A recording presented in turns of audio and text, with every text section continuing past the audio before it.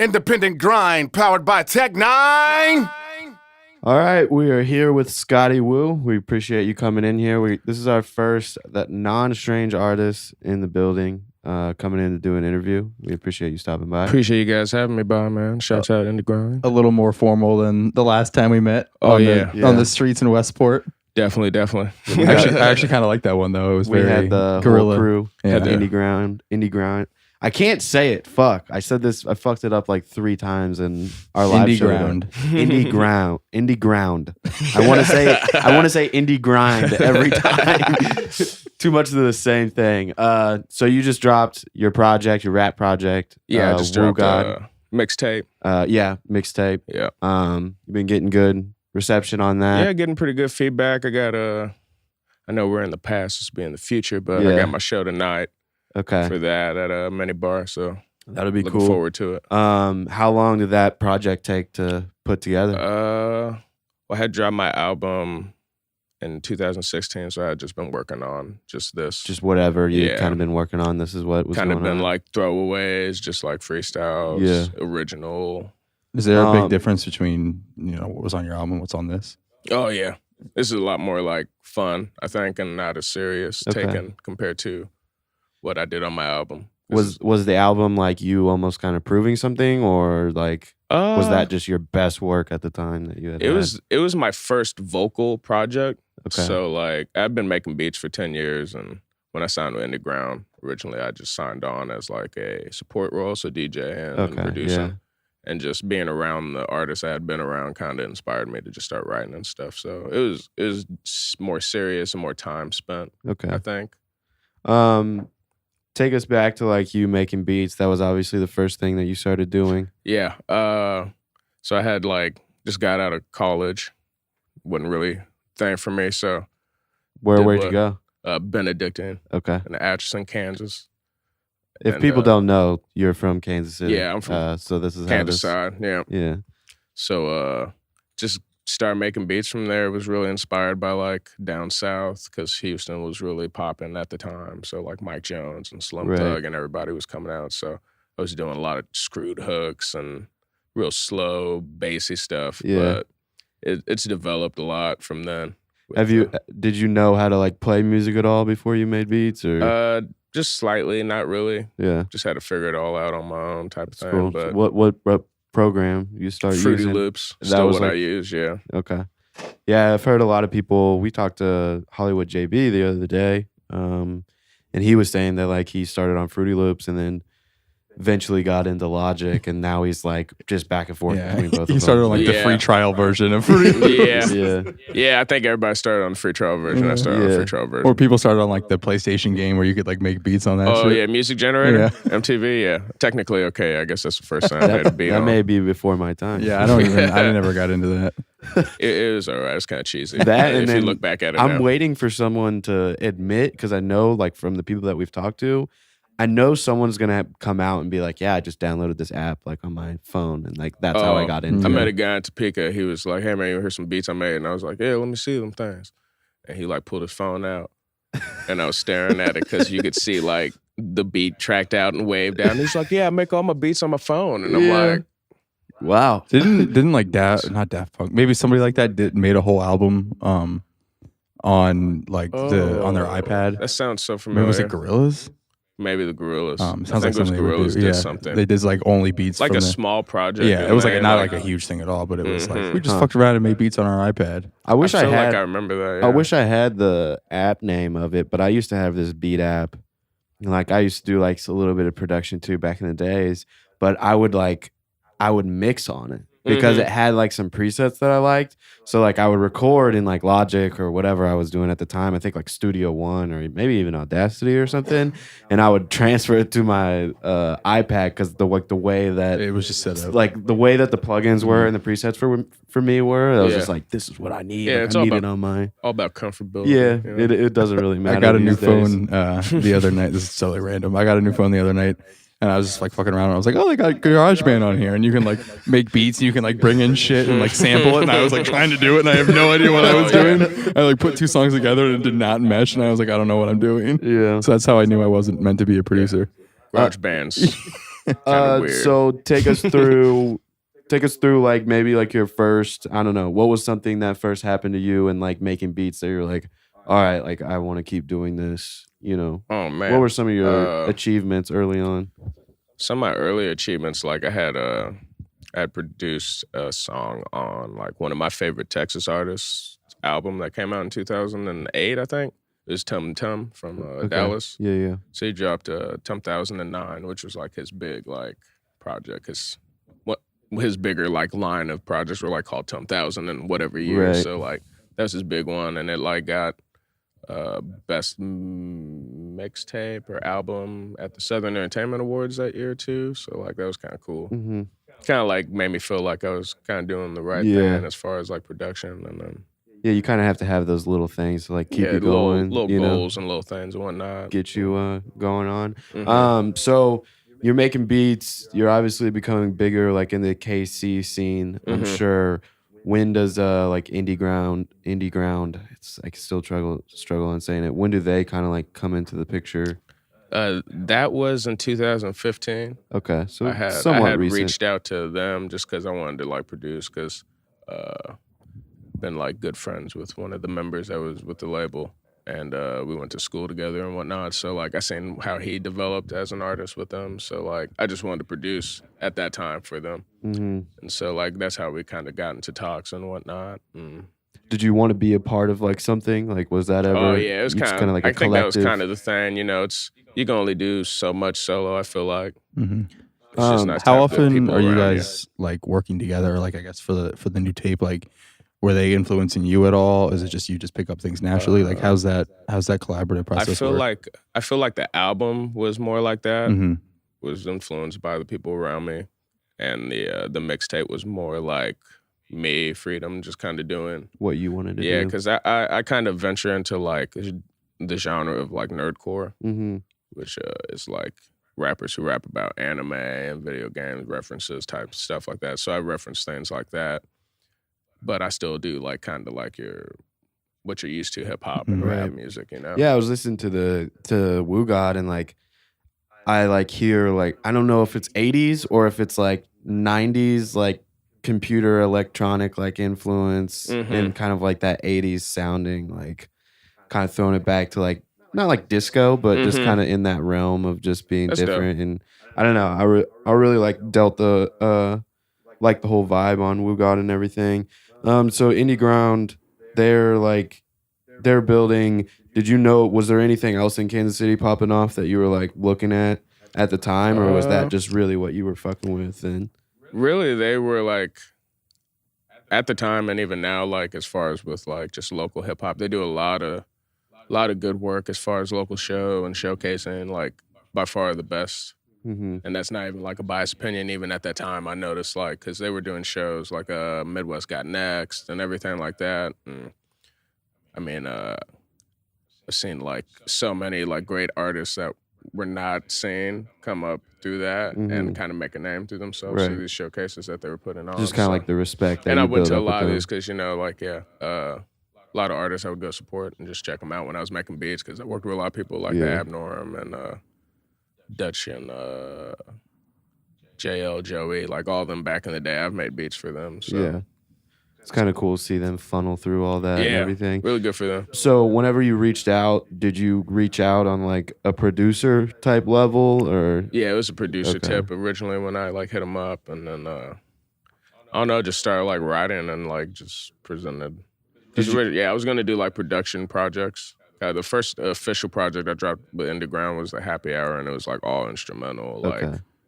like focused in on like a certain sound and everything Right. with it. So it was kind of different for me too. And then the DJing, were you doing that at the time? No, or- I wasn't doing that before either. I Okay. signed, but that just kind of came along with it because like me and Down Chronicles, we started this thing called Sensei Party in 2015 also, and we like started that at Mini Bar, and it got all the way up to where we had like a monthly at Riot Room on the patio. Okay.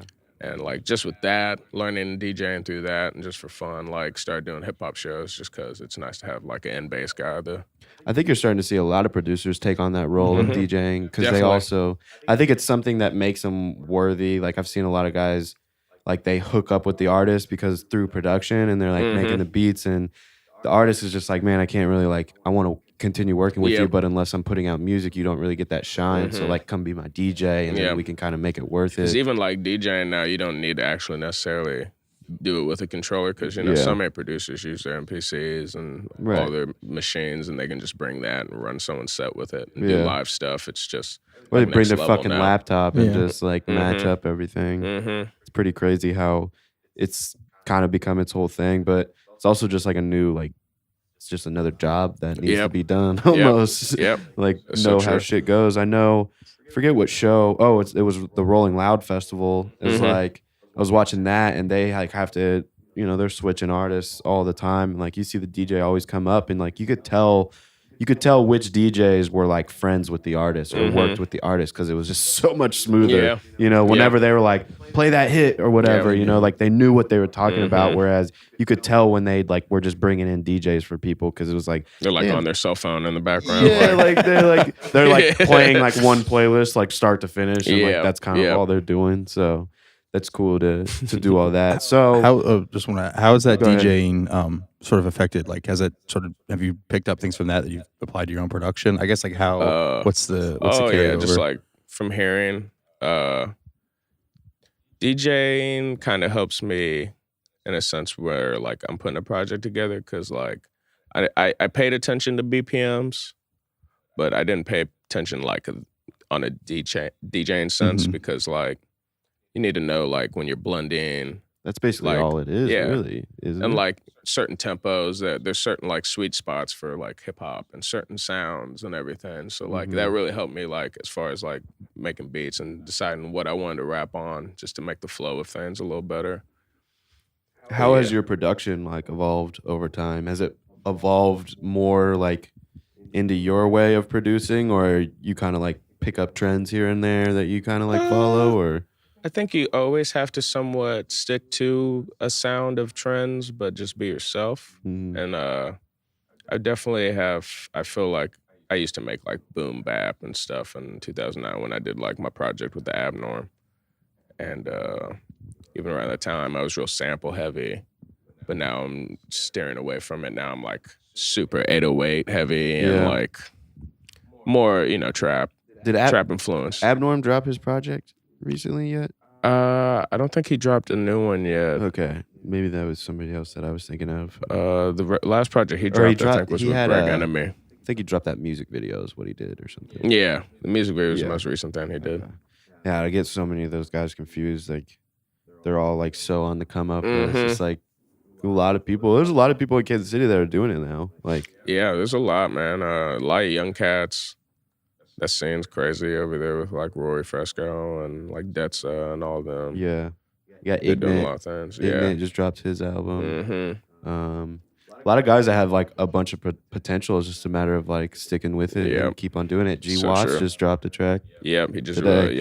was it today or yesterday? Yeah, it was today. It was either like last night, real late, or this morning, Midnight. or something. 1:30 Midnight, a.m. so today. Yeah, because I listened to it today. I saw like Jesse had tweeted that out, but Yeah. are you guys real close with all those guys? Like, as far as you don't really let that affect the whole Indyground like, business aspect? everyone, for the most part, like everyone gets along with everyone, you know. Yeah. It's all about working. Yeah. It's a team effort Yeah. as far as like the local scene goes, underground. Yeah, I feel like so often it's like people think of it as competition and stuff, but when you're trying to like build a scene and establish it, like you need everyone like working together and trying to build and come together. Yeah. We always have people that message us and they're like, you know, what should we do? Like, can we get an interview and stuff like that? And it's like, you don't really like have anything yet that's really that we can like leverage or you know, or anything. It's like you got to kind of like have that foundation first, whether it be artists that watch you or whatever. And like people always ask, you know, like what is one thing we can do? I'm just like, go collab with people. Like even if they have 500 followers, like you're still getting you know, maybe not all 500 are going to look at it, you're but getting views. You're getting new eyes on your shit that wouldn't necessarily have eyes on it. That was a big influence for when I did this mixtape too. Like my last project, I only had like a feature from Steady and my homie Ashita, who's like real big in the nerdcore scene. Like he's got like 1 million plays on Spotify for a song he did, just because like the nerd like cons and stuff, they like that stuff. So they really stick with it. But this project, I tried to get as many like features outside that I could, because I know potentially my next album will probably be the same, where it's not as many features. How do you feel about producing for yourself? Like, do you ever make a banger and you're like, fuck, I gotta hold on to that? Not for the most part. What I'll normally do is I'll make something dope, and then like I'll let that thing chill, and if no one like hits me up for it after a certain amount of time, then I might slip it back into my folder. But yeah, I normally, unless I sit down, like I'll sit down and make something that for myself if I have an idea or something. But normally I just like to just free flow and just let it make itself, let the universe work the beat. How does that work with Indyground? Like, do you guys have like a folder where like you just constantly put beats in for like artists, or do you just kind of like put it out and like just for the label? Yeah. Even with that, like Steady, he'll hit me up and just want to sit down. But sometimes I'll just send him stuff like, "Hey, I think you'll sound good on this." Okay. But for the most part, I like try to sit down with everyone too when we work. Okay. So do you like that better with like artists, like whenever you're producing, or sometimes? Sometimes, Yeah, depending on who it is. Yeah, depending. Maybe. Yeah. Some people get in there and they want to get crazy and be like, "Well, you should tweak that clap and make it sound like a they get way too light crazy. snap." Yeah, I heard that, man. I'm sure you've heard it all. Oh, you yeah, hear man. everything in this whole music industry shit. Everything. Because everybody can just like do it. Yeah. Yeah. Everybody can just. And there's so fucking many do it. people that like do everything now. Like no one, you can't really almost be a one-trick pony. You have to be like a jack of all trades, you know. Or at least know what's going on. Mhm. Like you have to be good at everything. Yeah. But just having a little extra here and there. I've is heard nice. that with like people that have like kind of more innovative sounds, or like sounds that are different, like Future's voice. Like you go listen to his old shit, it doesn't sound how it sounds, but like he took the time to like really like learn how, not like learn how to engineer, but just learn how to develop his voice and get it to where it needs to hit right. Same on thing with things. like Young Thug and like a bunch of other, like Travis Scott. Like I guess he was kind of a guy that like he figured out how to engineer his voice before anybody else could. That way he could be like, this is what I want to sound Fresco's like, the same fucking way. Yeah. Like I've heard Rory, like whenever he goes and does some shows, like he'll tell like front of house, whoever's mixing front of house, be like, here, this is how my voice sounds. Let me just like put the fucking plugins on there for you, and let me do it for you so I can get as similar as possible. So that's cool. Do you like sitting in on like studio sessions, even if maybe you're not rapping, producing? Just to be. Yeah, sometimes it's cool. It's a little while ago, I sat in while Jay was doing some recording, JL. Okay. And he had a buddy was in town named Gunn. Oh shit! Yeah, we interviewed him. Right. Okay, yeah. I remember that. That was probably a couple months ago. Mm-hmm. Yeah. I sat in during that. I ended up like going back and making a beat for him, but just sitting in the chill and watching the vibes and just how people, because everyone works differently, you know. Mm-hmm. So it's the same with like watching live performances. Like I think DJing helped me a lot become a performer because I watched so many people perform. Yeah. So you learn like the ands, the knots and the do's and whatnot. You kind of learn the little things. Whenever you're doing a show, performing a show, do you feel that you find like a different need to like be different as a DJ, I guess? Like as a DJ, are you really like fucking with the crowd talking and shit like that, or? I'm not a big talker when I DJ. I just like to like just play the music. Yeah. But I know like some people like are good at it. Mm-hmm. Being like super vocal, it's awkward to me to be like talking while like I'm DJing to people compared to like when I'm rapping and talking to people. It's just definitely think there's a balance. Like I've been to shows where the DJ's talking like way too much. oh yeah, they're like like, rapping all the songs and everything. And you're like, I actually saw DJ Premier live. with the band. Yeah. Oh yeah. Yeah. That's what I saw. And I was like, man, like he's just carrying this by just him talking. Like he's on the other end of the spectrum where it's like, dude, that dude can carry. Like his voice just carries, and like he knows what to say, when to say it, like how to say it. Like that to me was the other. I'm like, shit, like that dude's like a real. Like not that I didn't know before, but like man, that's like how a DJ does his shit. Like there's no rap. Like it's not him rapping or anything. He's just like talking and carrying the set with his voice. Yeah. Yeah, that show was freaking awesome. Yeah. That was a good show. Where do you guys have like a label studio that you guys go to all the time, or We don't have most of us have our own just kind of do setups, your own but and- like as far as like our mixing and stuff, we mess with like Tim Hansen out in Columbia and Matthew Swicky out in St. Louis. They're our main dudes. Just kind of like send it off to him type thing. But like, I mean, even like Steady, he'll go out there and record there. Oh, really? When I did my album, I went out there and sat through the whole mixing and mastering process with Matthew. That's cool. And so like, I mean, they're real good work. Like Matt Swicky, he's got a plaque for like Pop Lock and Drop It. Oh, really? He's out in St. Louis, so true. He did that track way back. He's real good. Where do you see, I mean, if you had like a main goal as far as just in the music industry, what would it be? Like, would it be for you to be like a successful rapper? Would it be like to be really known for production? Man. Big DJ? Like, right now, I'm like in producer mode again. So like beats are always fun to me, but like, I just guess the main goal is not really even like a level of fame or success out of anything. I guess it's just like being able to just do this and just survive off of it comfortably. I think you learn that as more as it goes on. You're just like, man, I just want to like do this. Yeah. I think that's how we feel. Like we just like working here at Strange is like we're like doing it now. So it's like kind of just like content with like what's going on. And, you know, whatever. And it's just getting still gotta get a check at the end of the day. But, but I feel like now like when people talk about like, oh, you can be independent and make it, like you can be independent and make it, like you don't have to be chance to make it like that independent. Like you can like earn a living like just fucking making beats and like doing shows and stuff. And that's like that's all you like. Not every like we don't always have to be like. I think it's cool with like the label situation that you guys got going on is like you guys have made basically everything on like a region, if not just Kansas City. You know, like you guys have kind of made like what you guys have now just based on like a scene, like a Kansas City scene, and like I don't think like people. There's a lot of people now that are coming out that obviously they don't need like the scene, like they don't need their hometown to fuck with them. No, but it's also like starting to go away, like you know. There isn't that like hometown guy that people are like really fucking with that is like really doing it or staying there. Because I mean, let's face it, once you move away, like you move to an LA, once you move away, your kind of hometown's done. Like you know, you can you're still not gonna always rap about us anymore. Yeah. You're living a whole different lifestyle. But then I feel like it comes around, and like once you get to a certain level, you're like, oh, let me put on for my city and then get that support like back on. Yeah.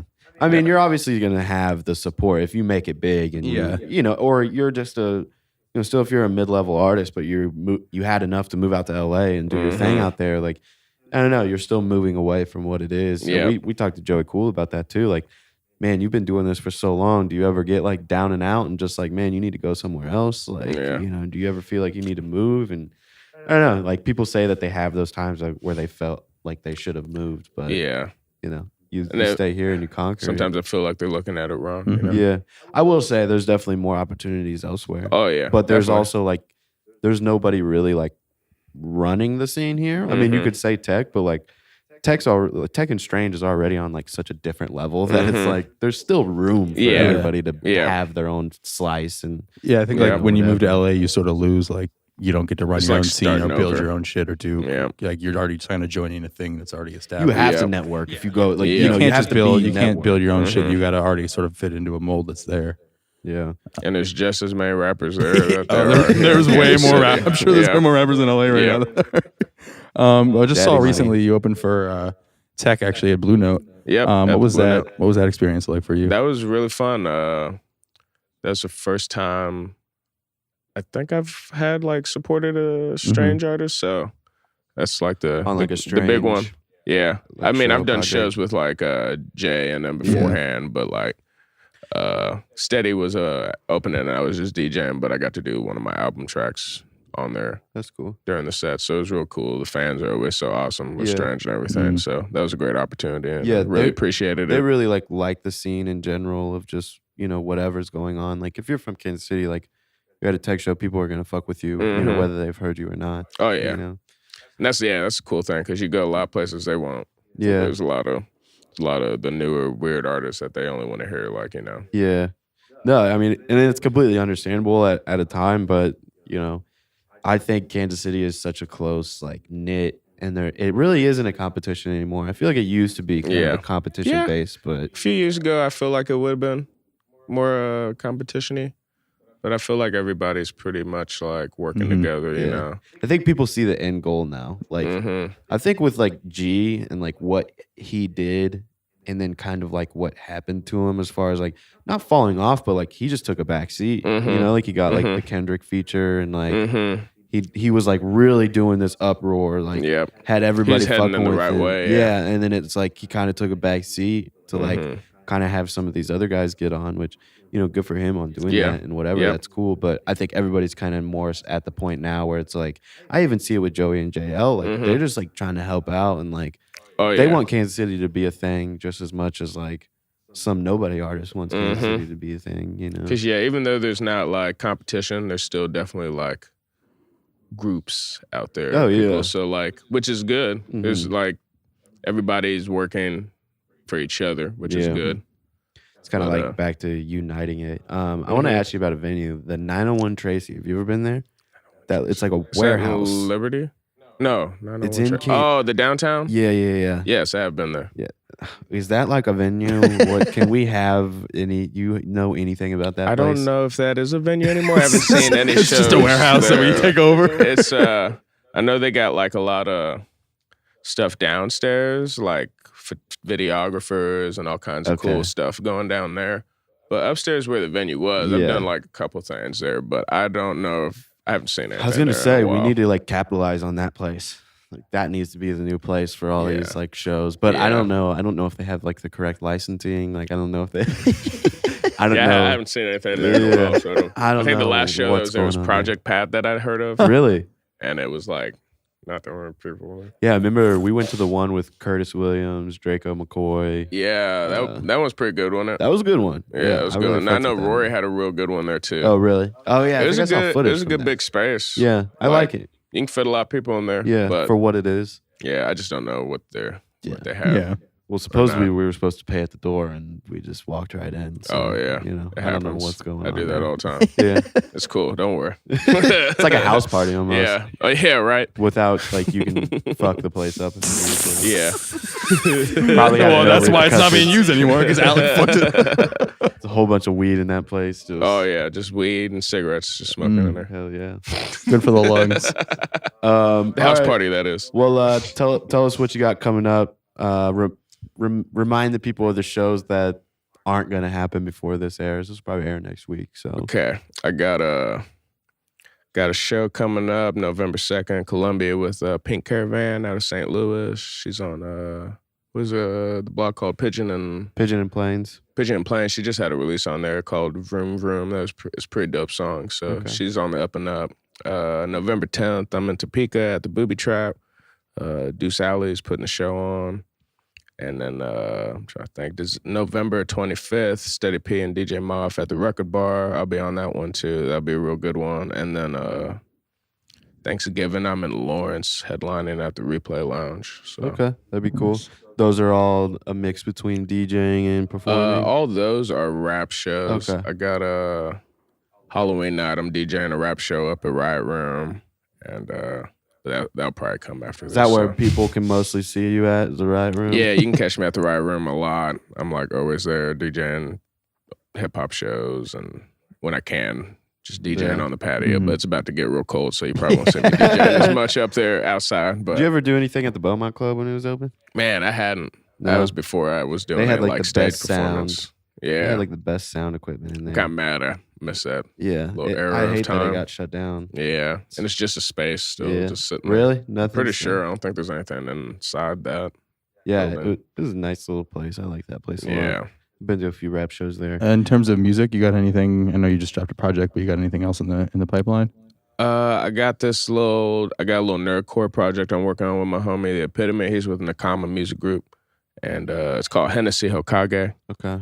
So it's a little EP, like 6 songs, but that's what we got coming. That's later in the year. And then another album. But how do you go about releasing beats? Like, is that just something that you just kind of... I put those on tracktrain.com. Okay. It's a fairly new site. Yeah. But it's pretty cool. I'm waiting for the new update because it's going to be like, you can just upload all the stuff. It's like eliminating the conversation of even talking to anyone. Yeah, you have to like apply. You have to like apply to be on Track Train, right? Like, yeah, it's not. They're not too strict. Yeah, I feel like if you get in there sooner than later, it'll be better probably for you. Yeah, but yeah, tracktrain.com/Scotty Wu. If not, I saw it's in your SoundCloud bio, right? Yeah, I always post it up in there. So yeah, if you guys are looking for beats, Kansas City, some Kansas City beats, whatever, you can go on there. Go check out Wu God. This is the genius, Chris Calico. Cali, baby. Letting you know you're tuned into Tech Nine's Independent Grind on Dash Radio. Ah!